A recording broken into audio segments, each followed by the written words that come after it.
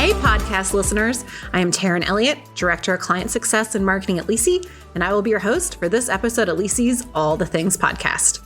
On this week's episode of Ask Me Anything, I tackle all your questions about website design and development. Website projects are often one of the biggest marketing projects a law firm will undertake, but design trends and development technology are constantly changing. Add in everything you need to know about accessibility, search engine optimization, mobile, and more. And all of the nuances to developing a website tailored for your law firm can be a lot to take in. So here is Ask Me Anything, this week's episode of Lisi's All the Things podcast. Check it out. Hi, everyone. Welcome to Lisi's live stream or podcast, depending on how you are consuming this information. Today, it is Ask Me Anything, website design and development. I'm Taryn Elliott. I'm your host today. I will be flying solo, and I am Lisi's Director of Client Success and Marketing. So I work with our clients generally after their website is launched on some of the things that they come up with every day. But of course, I'm also very much a part of the design and development as needs to be for our clients. So we are going to dig right into these questions. If you have any questions, please put them in the comments. I will be grabbing those as we go along.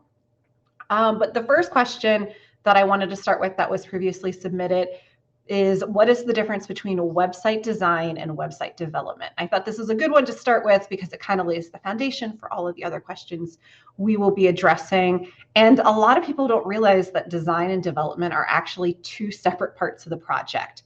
So design is the first part of the project where we're laying out each page and really considering the user experience, how they navigate through the website, not just what it looks like, but how they get from page to page, what journey the user is taking through the website, any features that you want to make sure that you have on your website are discussed in the design phase. Content strategy is also really important. We want to understand what content we're putting on each page so we can create the structure for it and design for it. And then development is the part of the project where you structure the website. And there are two parts of development, actually. There is back-end development, which is where the CMS or the content management system is actually customized to consist of all of the custom post types and fields. So for most of the websites we design, but for a lot of people, there's always customization. So that way the website is tailored for your specific needs. So for us, for a law firm, some things that we're looking at in this back-end development are, does the website have a verdict section? Do they want a blog? Is there a bio that needs a bar admission section, or is that just something that's in the general text of the bio? Are we associating practice areas with different things? Maybe we're associating practice areas with news or associating practice areas with bios. So these decisions are made during the design phase, and then they're built out in the back-end development phase. The next part is front-end development, and this is where all the pieces come together. This is where any custom functionality, such as, say, accordion menus or sliders or parallax scrolling, that was conceived in the design phase is built out as we convert the design from graphics to the actual code. So the back end of the development is essentially tied into the front end of the development, so that way your content management system can feed into the website. So really, we do the design, and then once we have the look and feel that we want for the website and have the user experience the way that we want it, we get to the back end development, which is time consuming. On generally, a lot of the ball is in our court on that part, and we are just converting all of those visuals into the interactive and dynamic website that you see, and that works in the way that we imagined it would in the design phase. Okay. Our next question, will I own the website once it's launched? Our answer to this question is yes. Once your website is built, which is custom tailored for you and your law firm, it is yours to do with whatever you would like. You own that website. Now, the one caveat to this is that some of our competitors or some other organizations that build websites do lease the website. And the benefit to this is that it can be less expensive, or it might be financially easier for a firm to take on this, so-called leased website versus the full build out and owning of the website. The downside of that is if you change companies, you can be left with nothing. Your website's kind of tied to that entity, and if you no longer have a relationship with that entity, you kind of have to start from scratch on a website. But really, the decision is based on what works best for you and your firm. But generally, the answer is yes, you own your website. Okay. Next question. What if changes need to be made? Who handles that? Okay, this is a great question because we go through the process of building a website, which for a lot of law firms is one of the biggest marketing expenses that they'll have. It's one of the projects that takes the most time to get up and running. It's pretty intense for the marketing team or the partners or both who are tasked with building the website. And there's definitely a sense of joy once the website is launched. But then what? The website is kind of a living creature, a living being that constantly needs changing and updating. A little bit like having small children. Take some time to get there. You have them, it's wonderful. And then, there's some more work that needs to happen. So when we build our websites with simplicity in mind, which any designer and developer should be doing. But this is also one of the reasons we choose to build all of our websites custom, because when we're in the design and discovery phase, we're determining exactly what you need when it comes to your website and what you need to be able to change as your website is launched and moving forward. Also, part of this discussion is what your firm is comfortable doing. Some firms are very comfortable doing everything, and other firms want to have nothing to do with that. So we have these discussions early on during the discovery phase, and what comes out of those discussions is ultimately what informs the design and also the front and back end development. Once a website is launched, we or any other firm would train you on how to use your website and to make changes on your own. But we realize that this isn't a one-size-fits-all solution. Not everyone's comfortable with doing that. Not everybody has the time to do that. So we work with all of our website clients to really kind of carve out what makes the most sense and how we can be a true partner to them. So sometimes people are like, thanks for designing our website. We got it from here. Larger firms, maybe they even have somebody in-house who has a background with that. Smaller, mid-sized firms might be more comfortable saying, you know what, we want to be able to make these changes. We want to be able to add an attorney bio. We want to be able to, change some wording of this practice area. But for the really big stuff, adding pages, we want to let you handle that. And other firms will say, you know what, we don't have the time. We don't have the inclination. We don't have the experience to do that. And we're just going to let you handle all of that. So really, it is completely up to you. If you want to make changes, you should definitely have those conversations with your website team in the beginning, so that way your site can be designed so that way you can make the changes that you want to make and that you feel comfortable making. Okay. Again, if you have any questions, just drop them in the comments, but I have a question here that was pre-submitted. What services are part of building a website? Well, this is a question with a few different answers. The general scope of a website project consists of a design for both desktop and mobile. Both of those are important, so we always consider both. The back end and front end development, which we talked about a couple minutes ago. Content migration, which is basically taking all of the content from your old website and putting it into your new website, or any new content that was created, because for a lot of websites, it's a mix of old content and new content, or for some, it is all new. We've had run the gamut on all of those. So content migration, getting all of that over. And then quality assurance, which is basically going through page by page, element by element, and checking, does this work properly? Are there any typos? Is this rendering the way that we want? If we do this, does it cause something weird to happen? And then finally, we offer, and many firms offer, training on the CMS at no additional cost. Our philosophy is it's your website. You should know how to use it. And we should be ready and available to teach you that at any point. One thing we strongly recommend is that hosting and website security also be a service that is part of your website design and development. That being said, there are a lot of things that you can add on to a website project that really allow you to get the most out of your new website. This can be branding and logo design. Sometimes that goes hand in hand. A firm is just ready for a new brand, a new look, and they want to launch that whole look as their website is launching. As well as usually if you do a brand and logo redesign, you need to update the website anyway. A lot of clients are adding on writing, either taking what they already have and just editing it and refining it, or starting from scratch, rewriting everything, and pretty much everything in between. Ongoing website maintenance is something that you can add on. So this gets a little bit to how comfortable are you to making the changes and making sure that everything on your website is running the way that it should be. And search engine marketing. We all know that SEO, pay-per-click are important, and the foundation of both of those is your website.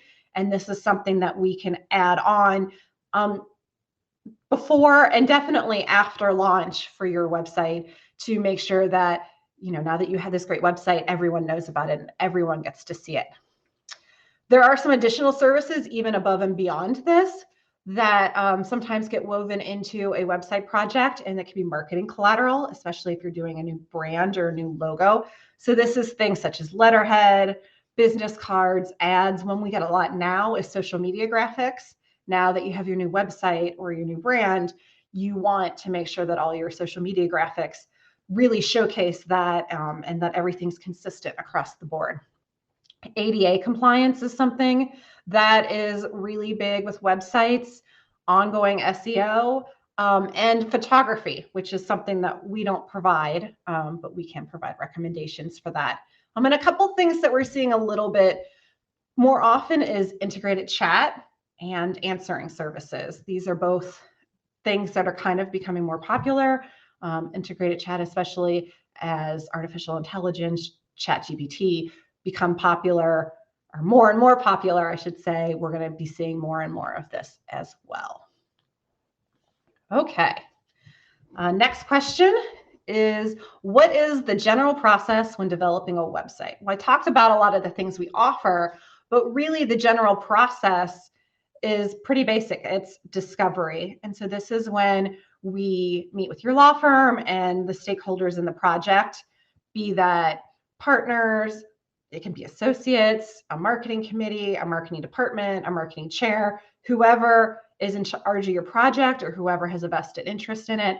We meet with them during discovery to really get an idea of who you are as a law firm and what you want your website to be, whether that's from a design aesthetic, whether that's from a functionality aesthetic.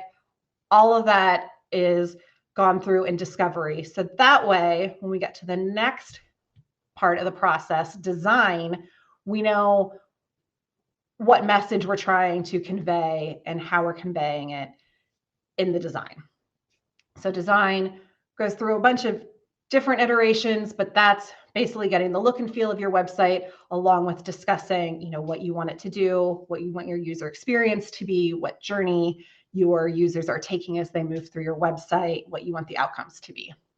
Once the design is set, we move to development, which we talked about pretty in depth a couple minutes ago. So that's the back end and front end development, really taking all those graphics from the design phase and moving them to the development phase. So that way your website, is a functioning website that does all the things you want it to do, both when you're on the page and in the background when you're adding things or making changes. Then we get to QA, which just stands for quality assurance. And this is, again, the part of your website process when we are going through, page by page, element by element, testing everything to make sure that it works. And then finally, there is launch. And this is always a very exciting day, both for our clients and for our team. We love seeing new websites launch out into the world, and just the excitement around that, both by internal and external stakeholders. So those are pretty much the general process. One thing that we do sometimes see is phase 2. So you design the website, you launch it, but sometimes as you're going through that, things come up that are either out of scope from the original discussion, or it's decided that it's really important that you have that on your website, but the time it would take to implement it, if you're a little bit behind, maybe something was discovered in development and it's going to take more time to implement, but you still want to launch on time. Those are things that will move to, say, a phase 2 list. And that is something that we then look at after launch and say, okay, what are these things do we want to do? What is our process for making these happen? What is our timeline? And how will we go about launching those phase 2 projects? Okay. Next question is, what does it mean when an agency says they outsource projects? This is a really good question because not everybody knows what this means. And not everybody is really upfront about this. You'd be surprised. There are a lot of agencies that white label the international development of their websites to keep costs down. And basically that just means that they say, we developed this website and this is ours. We've found that things can get lost in translation if you're outsourcing projects internationally, and that time it takes to get the project back on track drives cost up. So it's not always effective. This is not something that we do, but if this is something that is important to you and your law firm to know this is definitely a good question you ask. Do you outsource the projects? And if you do outsource the projects, who do you outsource them to? Okay. Oh, I like this next question. What is an ADA accessible website? I keep hearing about those. We talk, in LISI about ADA accessible websites pretty much because we know that a quarter of the population has a disability. So there are a lot of reasons to create an ADA accessible website, but we just don't like the idea that so many people might be precluded for interacting with our website in the way that you intended, when really we can just make some changes so that way it's more accessible, more usable, creates a better user experience for everyone. We have some information. There's also some legal ramifications that we're starting to see around the idea of ADA accessible websites, and we'll keep seeing that. But it's just a good thing to do. So creating an ADA accessible website is best discussed during the design phase and the development phase. But specifically, the earlier the better, so that way we know exactly what we're going to do to create a website that is accessible to as many people as possible. So some things you can do to create an ADA accessible website is to use an easy to read font. Some fonts are easier to read than others, especially on screens. I know, for example, some fonts are a lot easier for people with dyslexia to read than others. We talk about that a lot internally as well. So not only do you want an easy to read font, but you want it to be a strong contrast to the background, so that way it sticks out. So that way it's easy for people to read, especially people who might have vision problems. Next, when writing, use periods after each letter of an abbreviation or an acronym. Kind of the general rule of thumb is you use a period when you would say the letters. You don't need a period when the letters, make a word. For example, I would use a period after ADA because a screen reader would read that as ADA, not ADA. I do not use a period after LISI, even though it's LISI for Legal Internet Solutions Incorporated, it is pronounced LISI. So that's a good rule of thumb around using periods. That's a really easy change you can make, both in design and development and generally just as you're pushing content out.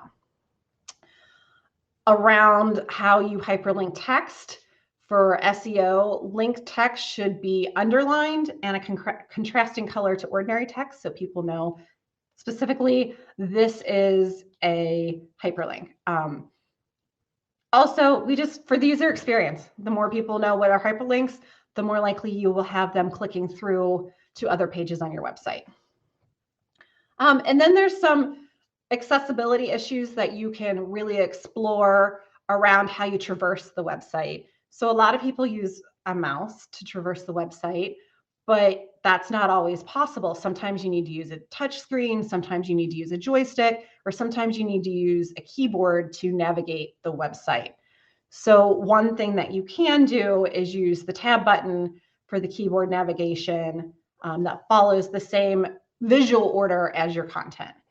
Breadcrumbs and jump links also help users to be able to easily search and consume content on your website. And finally, if your website uses forms, just make sure that the fields are labeled in a clear and easy to understand manner. This is where we get to screen readers again. Screen readers need to be able to say exactly what goes where. So this really alleviates challenges for sight impaired users trying to correctly enter their data. And the more that we move toward form fills to reach out and contact, the more that we are looking to get form fills to get some of that marketing information, the more important that becomes. Okay. All right. Next question. Do you need to interview a firm's clients in order to produce a website? The simple answer to that is no. We know a lot of our clients say, we don't want you to talk to them. We're already asking them, to participate in chambers or to give a testimonial or whatever way, like this is just one more thing. So no, if you're worried about that from any standpoint, we do not need to talk to the firm's clients to produce a website. Okay. This is a question we get a lot. Why can't I build my website myself? And the answer is you can. There are a ton of tools out there at your disposal to build your own website. There are templates. You can change the colors. You can customize them. You can definitely do this. For a solo attorney who's maybe on a really tight budget, this might make sense. We have found that for a bigger firm, it's going to save you a lot of time and a lot of hassle to hire an agency. We've gone through all of the different considerations to think about when designing and developing your website, when not only making the user experience really positive, but also making the experience you have when inputting information on the back end easy. Those things are really, really more effective and efficient if you work with an agency who does this every day and who can really take that off of your plate and get you, a website that is representative of your law firm and also easy to use. Okay. Should I expect support once my website goes live? We've talked about support a little bit, but the answer to this really is if you want, then yes. Usually, you get what you pay for, and there's a lot of options once websites go live in a lot of ways that agencies will approach that. Sometimes some agencies will wrap that support all up in the price of the design and development. Some agencies will, offer services for a monthly fee. Some agencies will sell the website as a service and they will do everything. Some agencies will develop the website and just send you on your way. So the answer is yes, to the extent that, a reputable agency should always stand behind their work. But how much support you want, again, depends on your comfort level with making changes yourself, keeping your website updated yourself. And so really you can run the gamut for how you approach the level of support that you want once your website goes live. Another thing to consider here is also that WordPress gives you a lot of flexibility. We almost always build our websites on WordPress, on the WordPress platform, sorry. That way anybody can go in and make changes, who understands WordPress. There are a lot of people who know how to use WordPress. Some proprietary websites do not give you that option. Again, any reputable agency will always stand behind their work, but that's something to consider when you're deciding how you want to build your website. Okay. And final question, it looks like we're at about 25 minutes, so I don't want to go too much longer than that, but the question is, I know there are some considerations that need to be made because of the rules of professional conduct with regards to marketing. What are those and how do you handle that? So this answer to this question really depends on where you live and where you practice. The ethical issues around what images can be used, how people are portrayed. Again, it really varies. This is something, though, that we definitely talk about as we are creating design and producing content for your website. It is a part of image selection. It is a part of the messaging that we use. So really, those issues that you're looking at when you are writing or when you are choosing images for your other advertising or how you have to submit that, those apply to your website as well. I know something that varies by state is testimonials, and this is something that definitely impacts websites. Some states allow testimonials, therefore we can use them on websites. Other states do not allow testimonials, and therefore that is not something that we would consider as part of our design process. Another thing to think about and to definitely research is some states require you to put advertising material on all of your marketing. So this includes your website. That means making sure that you have that verbiage for advertising material exactly where it needs to be on your website. Sometimes it needs to be on the top. Sometimes they don't care where it is. Sometimes it needs to be a certain size. Definitely look at that. If you are a multi-state law firm, or depending on if you're a multi-state law firm, you definitely need to look at all of the states where you have offices. Beyond that, we're also exploring, what it means to have a website, what it means to have a physical office, and what rules of professional conduct are regulating that as relates to marketing. So with the rise of remote work, that becomes an issue. With the idea that anyone from any state can access your website, that becomes an issue. So that's just something to consider. That's still a little murky. But generally, how your website approaches the rules of professional conduct is going to align with how your law firm approaches other forms of advertising, billboards, print ads, etc. That's generally, those rules of professional conduct were not written with the idea of websites in mind. And I know we've gone even further than that. So depending on your state, they may or may not have been edited to include websites, but general rule of thumb, follow the spirit for which those rules were written to make sure that your website is in compliance. Okay, well, I want to thank everyone for joining us today for this Ask Me Anything on website design and development. It was great to get to do this. Happy St. Patrick's Day to everyone. And please join us next week for our Lisi live stream at 12:30 on Friday, where Julie Ackerman will be bringing us another Behind the Bio. Bye, everybody. Thanks.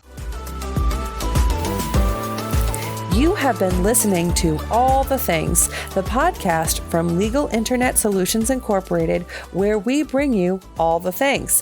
Whether it's 3 things we learned, hearing from a legal marketing insider, an Ask Me Anything session, or that one more thing we've been dying to tell you all month long, but couldn't. That's all the things. Our next episode will be out in a week wherever you get your podcasts. And you can join us for the live events every Friday at 12:30 Eastern on our LinkedIn channel for our live stream where we bring you all the things live.